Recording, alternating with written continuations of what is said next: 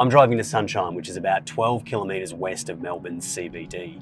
According to Victoria's Crime Statistics Agency, more than 2,330 offences were committed in Sunshine in 2023. For a suburb with less than 10,000 residents, Sunshine has the third highest rate of crime behind the CBD and St Albans.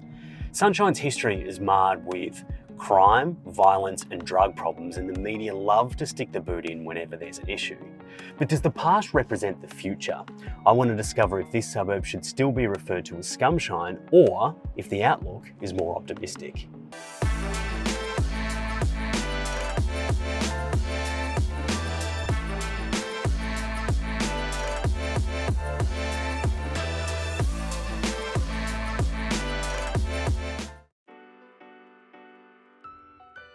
Sunshine, along with Footscray and Springvale, are the heartland of Vietnamese migration in Melbourne. So when in Hampshire Road, you can fuck the $22 artisan meatball sub. Don't look for Instagrammable cafes. Don't search for trendy eats on Broadsheet. Just get a banh mi.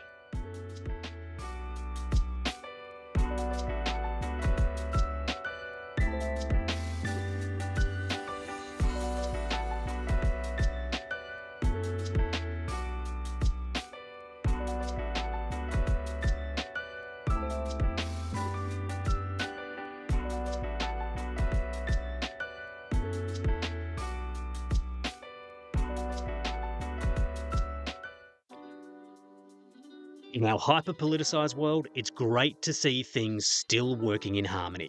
France had the baguette, the butter and the pâté. Vietnam threw in the chilli, hoisin sauce, pickled veg and coriander.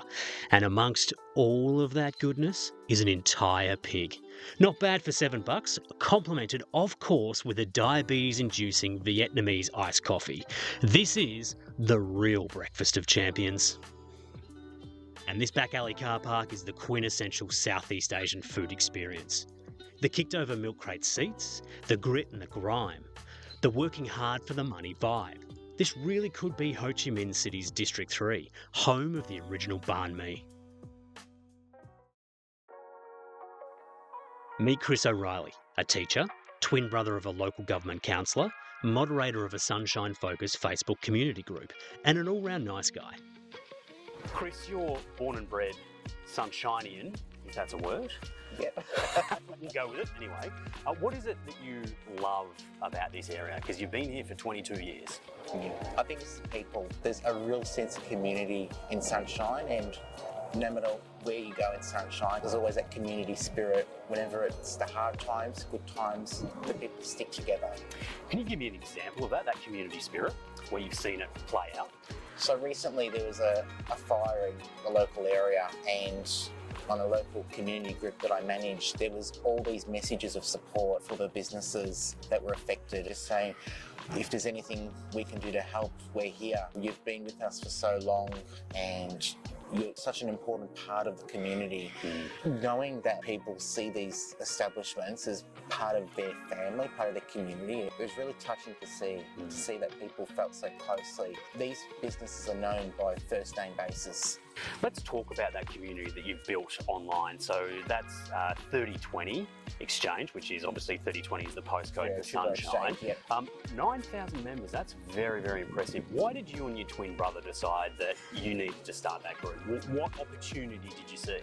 Yeah, so this was started during COVID, and an existing group, the administrators, they had enough. I think they were moving out of the area possibly, and all these people that were commenting, they were saying, well, you've been here for so long, we've really seen the change that you've made and we've really loved what you've been doing, and people are saying, where else can we go?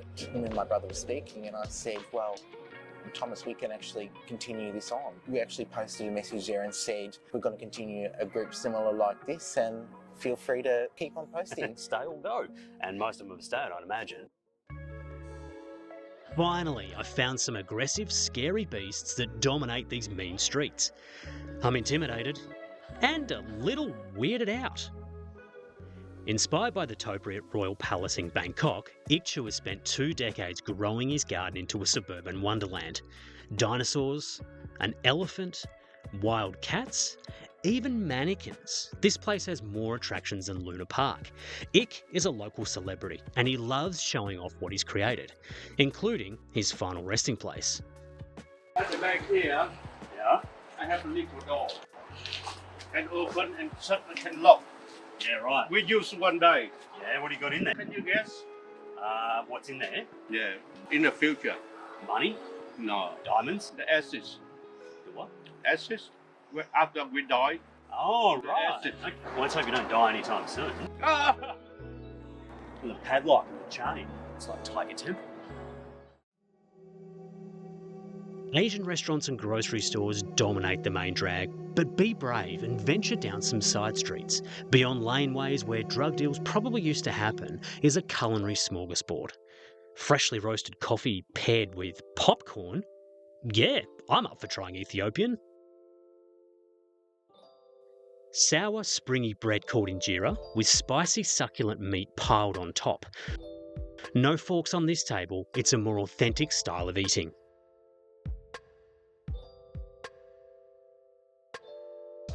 An Ethiopian coffee roasting ceremony is an important social occasion.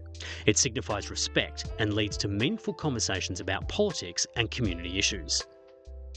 Daniel, we've absolutely destroyed main course. We're going pretty well on the coffee and the popcorn here.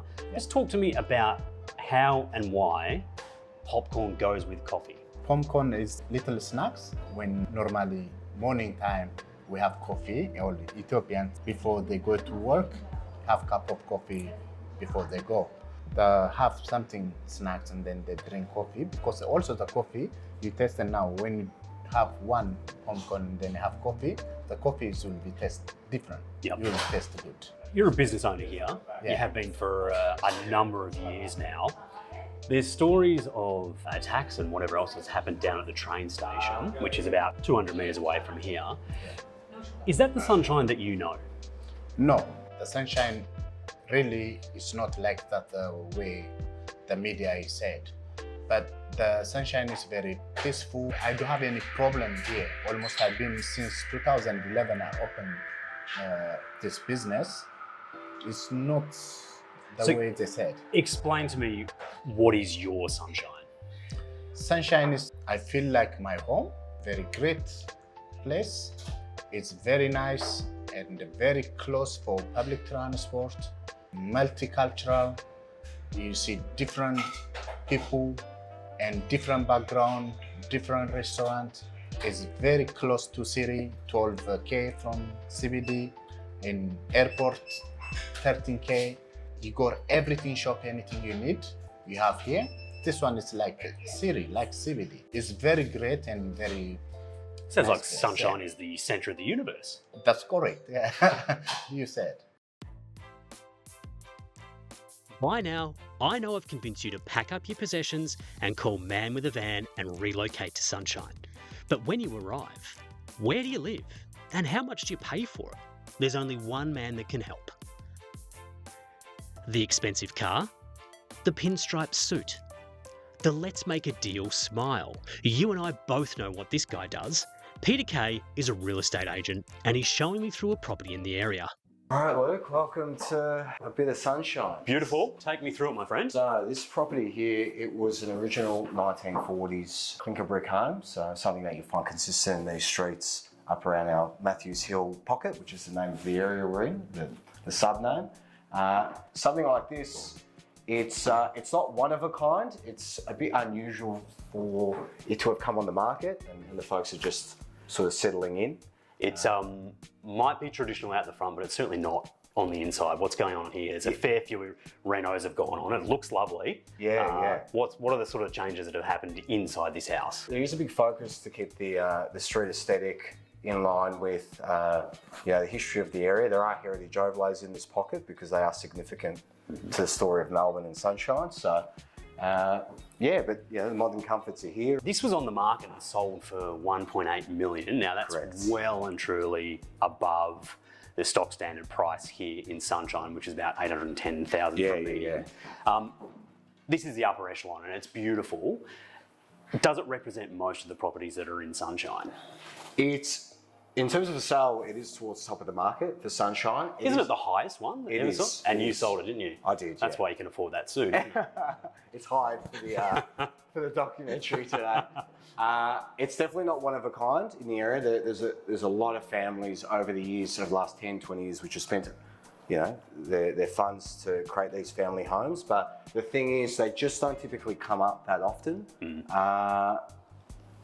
People love to live here, and that's why you don't see many of them. But if you look outside, you can see the extensions, you can see the development, but it is all for family homes. Tell me about the demographic there. So when they tour a home, when they think about living in Sunshine or buying in Sunshine, are they asking you if it's a violent suburb? Yeah, I think those type of preconceived ideas are something which is to pass through now. Those questions do come up for those out of the area, but like I say, spend some time in the area, go to our main street, use our train station, visit the schools, and get a feel for it. And I think you'll find something a little bit special with the community. How many bedrooms is this property got? So on the principal home, when you walk in, you'll find the master just at the front on the left-hand side. The home has been designed to keep the bedrooms on one wing of the home with living and other amenity on the other, separated by the hallway. So bedroom 2, 3, and the 4th in the corner. And then you'll find the second bathroom and the third guest toilet with a private laundry just on the way out to the backyard. Sam and Leisha, beautiful house here, really, really lovely. The cost of it is well and truly beyond the median house price in Sunshine. So it's $1.8 million here. That gets you, theoretically, a really good house in basically any suburb in Melbourne. Why Sunshine for you guys? I say to my mum when I call her, I love it. It feels like reality. 4 or 5 days a week we're in an office in really beautiful environments. Everything kind of feels picture perfect in a corporate Melbourne. And then we come here and I just feel so like I'm in reality. You walk the streets, there's a lot of colour, there's noise, there's children running around, there's so much great Vietnamese food. What is the Sunshine community to you two? It's an interesting question because Sunshine is so diverse. It really does depend on where you live. And where we've lived previously, we did have some great neighbours, but we've also had some bad neighbours, and that's true in any suburb.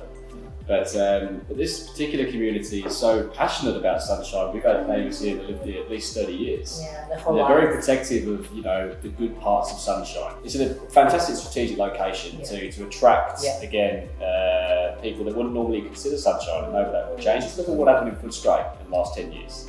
It's gentrified, and Sunshine will continue to do that. And in some ways, I think Sunshine's better. It's got a better transport link to other places. It's closer to the airport. It's still less than 15 kilometres to the city, and it's still got that ability to grow.